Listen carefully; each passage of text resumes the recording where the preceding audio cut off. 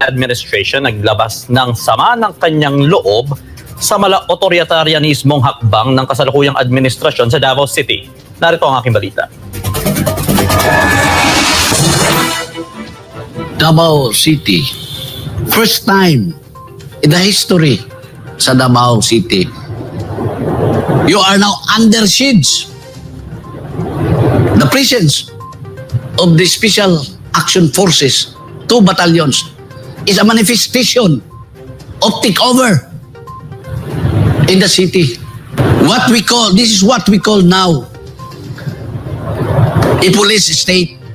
Lubos na ikinagalit ni Ben Ranque, National Coordinator ng Marcos Alis Dyan Movement at dating Department of Energy Undersecretary ng nakaraang administrasyong Duterte, ang ginawang hakbang ng pamahalaang Marcos sa pagpapatanggal ng higit 30 police officers ng Davao City at palitan ng 2 batalyon ng PNP Special Action Forces. Kinababahala rin ito na posibleng baliktarin ng kasalukuyang administrasyon ng mga nagawa ng Duterte sa naturang lungsod. In 2015, yung mayor pa si Tatay Digong. Number 5, Sipis City ang Davao. Yun nga ang pinagmalaki natin bakit nanalo mga Duterte eh. Because we showcase Davao as a peaceful city, Kung saan most improved city. namamayagpag ang law and order. Mamayagpag ang law and order. Walang problema. So anong rason pupuntahan mo? Kasi pwede nilang balik Loob 2 batalyon. Coordinator ng Marcos Alis nagpapatanggal ng higit 30 police officers ng Davao City at palitan ng 2 batalyon ng PNP Special Action Forces. Kinababahala rin ito na posibleng baliktarin ng kasalukuyang administrasyon ng mga nagawa ng Duterte sa naturang lungsod. In 2015, yung mayor pa si Tatay Digong. Number 5, Sipis City ang Davao. Yun nga ang pinagmalaki natin bakit nanalo mga Duterte eh. Because we showcase Davao as a peaceful city, Kung saan most improved city. namamayagpag ang law and order. Mamayagpag ang law and order. Walang problema. So anong rason pupuntahan mo? Kasi pwede nilang baligtarin ang history ng Davao. Paplanta nila ng mga anong klaseng krimen at ita-charge nila. Ito pala ito. Sinasabi nila na ang Davao ay safe. Ito, so ipaplanta nila. They will picture really na Davao City is opposite doon sa So ang nangyari. Paliwanag naman ni Attorney Arnedo Valera, isang international human rights lawyer at pangulo ng Hakbang na Maisog USA, malaking lamat di umano ang ginawang pag-undermine sa otoridad ni Mayor Sebastian Duterte sa kanyang maituturing na isang otoritarianismo. Nakikita natin dito na ito yung mga indikasyon at anyo ng authoritarianism na pamamahala, no? Na hindi ito yung prinsipyo ng demokrasya at pagpapataguyod ng Alam nyo, sino bang merong nakikita natin na merong problema dito?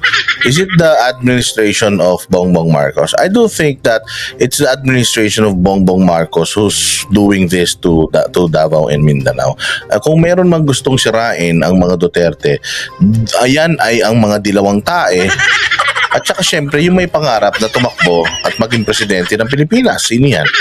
Let's say, yan, yung mataas ang panunungkulan na pinsan.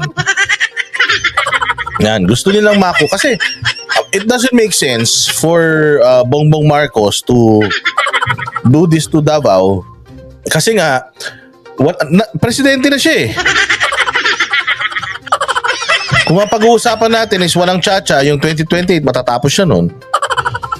Katulad din ni PRD, pwede niya gamitin yung logic na bakit ko gagawin yan, sisirain ko ang mga pamilyang Duterte. Let's say for example, ang purpose is sirain lang yung credibility nila.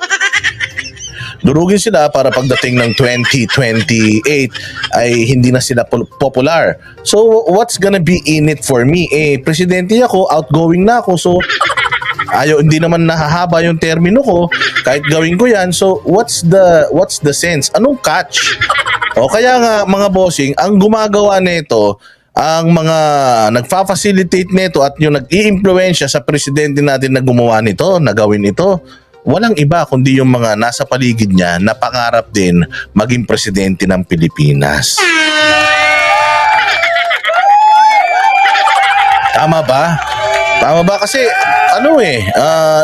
halimbawa ako si Marcos, ba't ko naman gagawin niya sa mga Duterte? Presidente na ako ngayon. I mean, I cannot run for another term because sabi sa batas, isang term lang ng presidente. 6 na taon, pagtapos uwi na. So, sino magbe-benefit, for example, ng eleksyon sa 2028? Yung pinsan ko, o di siya sisihin nyo. Yung kanang kamay ko, yung kaliwang kamay ko, yung mga nasa paligid ko, di sila sisihin nyo. Although, may pagkakasala din siya at gawa ng sobrang hina niya, kaya namamanipulate siya. So marami ngayon ang mga organisasyon na nagtatayo, pinagbibitaw siya dahil nga wala daw siyang backbone.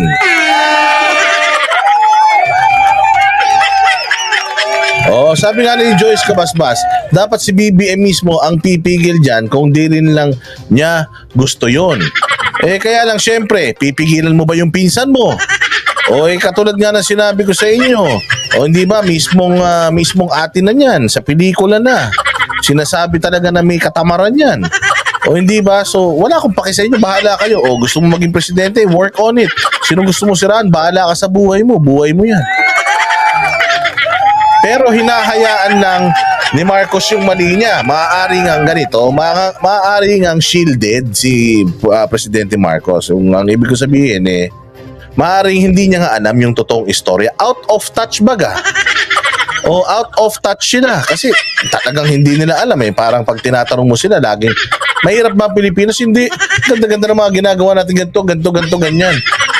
Mantaki mo ba naman ang iyong ang taga-bulong mo si Bobo Gadon.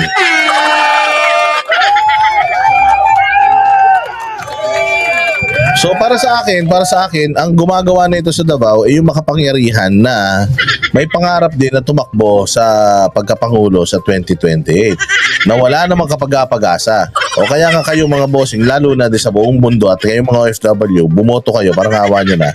Bumoto kayo ng tamang mga tao. Tanggalin nyo na yung mga buwisit sa lipunan dahil yan po ang nagpapahirap sa ating bayan. Yan ang pumapatay sa atin mga bossing.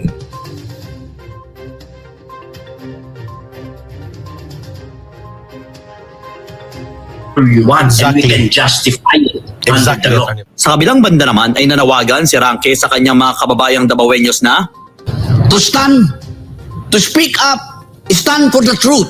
We will have to go to streets and protest the presence of these forces.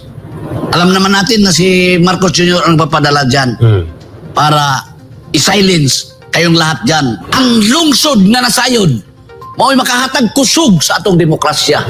Apan ang lungsod na mapasagaron, mao'y makapukan sa atong kagawasan.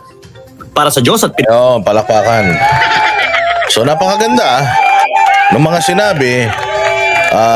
Katulad din ng sinabi ni Madam Malutikia sa atin kanina. Ang sinabi ni Madam Malutikia is pag hindi kayo masaya, lumaban tayo. Ang bagong people's power or people power ay nandito sa social media. So let us use all our platforms to express all our frustrations dito sa gobyerno.